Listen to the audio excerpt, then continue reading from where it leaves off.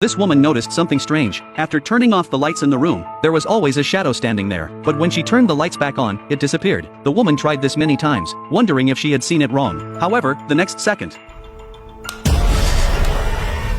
she found her boss and told him that something was wrong in the room, asking him to be careful on his way home from work. The man was talking to his family on the phone and didn't take this matter seriously. When the man got home from work, he noticed someone crouching on the ground. He thought it was an employee who hadn't left yet. Just as he was about to ask, the light suddenly went out. When the lights came back on, the figure approached. The man was extremely nervous. However, the next moment, the figure disappeared. He wanted to escape, but he tripped halfway there. Looking down, he found that his leg had been scratched. At that moment, the figure reappeared and slowly approached the man. However, the figure seemed to be afraid of light. The man realized this and ran back to the office. He turned on the lights, thinking he was safe, but unexpectedly, the power went out. At that moment, the door slowly opened, and the next moment, the man was grabbed. When the lights came back on, the man had stopped breathing. Not long after the man died, his son also encountered a paranormal event. Late at night, Martin heard strange noises. He got out of bed to investigate and saw his mother talking to herself. Martin didn't think much of it. Since his father's death, his mother had been mentally unstable. Just as the boy was about to return to his room, he happened to look back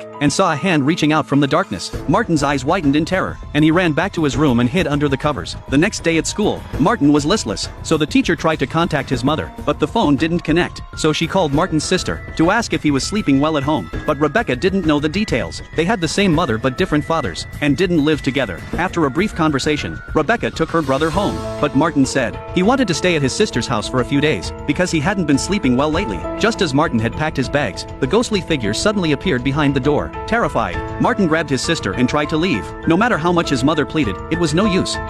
Rebecca! What's going on? We're going home. Rebecca! I'm sorry, Mom.